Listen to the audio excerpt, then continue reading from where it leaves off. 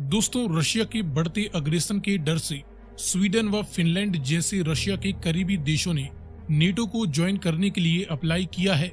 लेकिन पहले से ही नेटो के सदस्य देश तुर्की ने इन देशों द्वारा तुर्की विरोधी कुर्दिश मिलिटेंट्स का सपोर्ट करने के चलते इनकी नेटो में एंट्री को ब्लॉक कर रखा है, जिसके विरोध में फिनलैंड, स्वीडन, नीदरलैंड सहित कई यूरोपियन देशों में तुर्की का जमकर विरोध देखने को मिल रहा है। और इस विरोध के दौरान इस्लाम की पवित्र किताब कुरान को जलाने की घटनाओं ने सभी मुस्लिम देशों को भड़का दिया है, जिन्होंने इन यूरोपियन देशों को गंभीर परिणाम भुगतने की धमकी भी दे डाली है। इसके पहले भी यूरोप में इस्लामोफोबिक कई तरह की घटनाएं देखने को मिली हैं और विशेषकर यूरोपियन यूनियन के सदस्य देश मुस्लिमों के खिलाफ आजकल कुछ ज्यादा ही सख्त होते जा रहे हैं। यूरोपियन यूनियन में France, Greece, Cyprus, Sweden, Finland जैसे देश हैं जिनकी तुर्की के साथ कुछ खास नहीं बनती है, और तुर्की जो कि नेटो का सदस्य है और इन्होंने यूरोपियन यूनियन का सदस्य बनने के लिए भी अप्लाई किया था। लेकिन तुर्किश विरोधी ये देश कभी नहीं चाहेंगे कि तुर्की जैसा बड़ा और प्रभावशाली देश यूरोपियन यूनियन का हिस्सा बने। इसलिए अब तुर्की ने भी यूरोपियन यूनियन में अपनी एंट्री के प्रयास छोड़ते हुए इन देशों का विरोध करना शुरू कर दिया है। लेकिन अब ये टकराव यूरोपियन यूनियन वर्सेस तुर्की के बजाय यूरोपियन यूनियन वर्सेस मुस्लिम देश होता जा रहा है, और मुस्लिम देशों के सबसे बड़े संगठन organisation of Islamic corporation OIC द्वारा भी इन यूरोपियन देशों को चेतावनी देना ये संकेत है कि आगे चलकर यूरोप और OIC देशों के बीच एक घमासान देखने को मिल सकता है। लेकिन दुनिया के इन दो सबसे बड़े इंटर गवर्नमेंटल ऑर्गेनाइजेशंस में कौन किस पर भारी पड़ेगा, ये जानने के लिए आइए करते हैं इस वीडियो में OIC के सभी सदस्य देशों की कंबाइंड पावर के सामने यूरोपियन यूनियन के सभी सदस्य देशों की कंबाइंड पावर के बीच एक क्विक कंपैरिजन।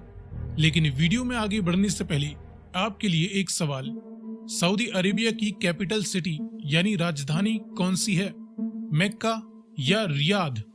यदि आपको इसका जवाब मालूम है तो कमेंट में लिखकर बताएं। साथ ही जानकारी पसंद आए तो वीडियो को लाइक एंड शेयर करते हुए चैनल को सब्सक्राइब करना ना भूलें। अब चलिए शुरू करते हैं इन दोनों ही संगठनों के बीच कुछ बेसिक फैक्ट्स के आधार पर कंपैरिजन से। इसमें सबसे पहले शुरुआत करें टोटल एरिया से। तो यूरोपियन यूनियन के सभी सदस्य देश मिलकर दुनिया का कुल 4.2 मिलियन स्क्वायर किलोमीटर का एरिया कवर करते हैं। तो वहीं OIC के सभी सदस्य देश मिलकर दुनिया के 31.6 मिलियन स्क्वायर किलोमीटर का एरिया कवर करते हैं। टोटल पॉपुलेशन देखें तो यूरोपियन यूनियन के सभी सदस्य देशों की कुल जनसंख्या 45 करोड़ के लगभग हो चुकी है। OIC के सभी सदस्य देशों की टोटल पॉपुलेशन 200 करोड़ से भी ज्यादा की हो चुकी है, जो कि दुनिया का लगभग 1/4 है। यूरोपियन यूनियन में कुल 27 देश शामिल हैं, तो वहीं OIC में कुल 57 देश शामिल हैं। इसके बाद कंबाइंड नॉमिनल GDP देखें तो यूरोपियन यूनियन में अधिकतर डेवलप्ड कंट्रीज हैं, जिनकी overall nominal GDP 16.5 trillion dollar से भी ज्यादा की वर्तमान समय में आंकी जा रही है। तो वहीं OIC के सभी सदस्य देशों की total nominal GDP 11 trillion dollar के आसपास है। इन सभी देशों द्वारा अपनी डिफेंस पर खर्च किए जाने वाले डिफेंस स्पेंडिंग के कंबाइंड आंकड़े देखें तो यूरोपियन यूनियन के सभी सदस्य देश मिलकर करीबन 250 बिलियन डॉलर का खर्चा सालाना अपनी डिफेंस पर कर देते हैं। तो वहीं OIC के सभी सदस्य देश मिलकर करीबन 233 बिलियन डॉलर का सालाना खर्चा अपनी डिफेंस पर कर देते हैं। इन बेसिक फैक्ट्स के बाद अब देखें जमीनी ताकत। तो इस फील्ड में एक्टिव ड्यूटी मिलिट्री पर्सनल की करीबन 13 लाख से ज्यादा यूनिट्स सभी यूरोपियन देशों की मिलिट्रीज के पास कंबाइंड तौर पर मौजूद हैं। तो वहीं OIC के सभी सदस्य देशों के पास 50 लाख से ज्यादा की एक्टिव मिलिट्री फौज है। इसके बाद मैन बैटल टैंक्स की 5000 से ज्यादा यूनिट्स यूरोपियन देशों के पास कंबाइंड तौर पर हैं। OIC सदस्य देशों के पास 28,500 से ज्यादा मैन बैटल टैंक्स मौजूद हैं। इसके बाद सेल्फ प्रोपेल्ड आर्टिलरीज की 2500 से ज्यादा यूनिट्स जहां यूरोपियन देशों के पास हैं। तो करीबन 8000 से ज्यादा सेल्फ प्रोपेल्ड हवित्जर्स इन सभी मुस्लिम देशों के पास हैं। टाउड यानी फील्ड हवित्जर्स की 3300 से ज्यादा यूनिट्स सभी यूरोपियन देशों के पास हैं। तो वहीं 19,000 से ज्यादा टाउड हवित्जर्स OIC मेंबर्स के पास कंबाइंड तौर पर हैं। इसके बाद मल्टीपल रॉकेट लॉन्चर्स की 1000 से ज्यादा यूनिट्स इन सभी यूरोपियन देशों के पास है, तो सभी मुस्लिम देशों के पास 8000 से ज्यादा मल्टीपल रॉकेट लॉन्चर्स मौजूद हैं। इसके बाद देखें हवाई ताकत, तो इस फील्ड में मिलिट्रीज द्वारा इस्तेमाल किए जाने वाले सभी प्रकार के मिलिट्री एयरक्राफ्ट्स की टोटल 5800 से ज्यादा यूनिट्स सभी यूरोपियन यूनियन के सदस्य देशों के पास हैं। ओआईसी के सभी सदस्य देशों के पास टोटल 11000 से ज्यादा सभी प्रकार के मिलिट्री एयरक्राफ्ट्स हैं।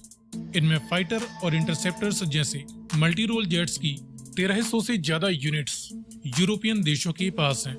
ओआईसी मेंबर्स के पास 2500 से ज्यादा मल्टी रोल जेट्स अवेलेबल हैं।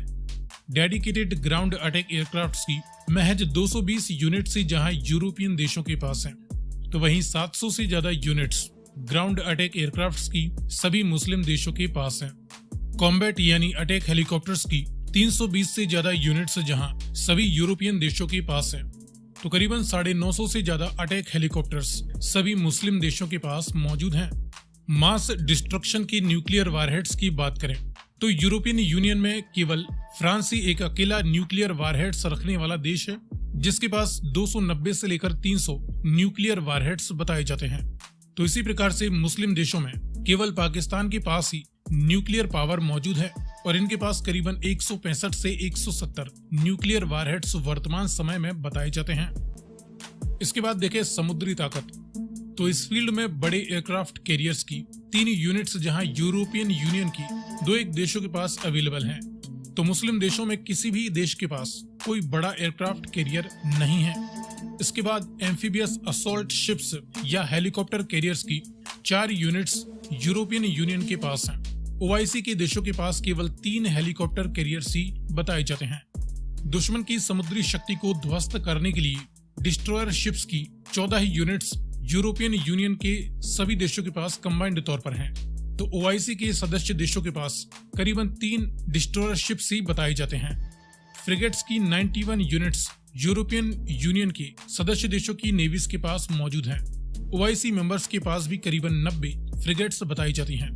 कॉर्वेट्स की 30 यूनिट्स जहां यूरोपियन यूनियन के पास हैं, तो ओआईसी मेंबर्स के पास 100 कॉर्वेट्स बताई जाती हैं।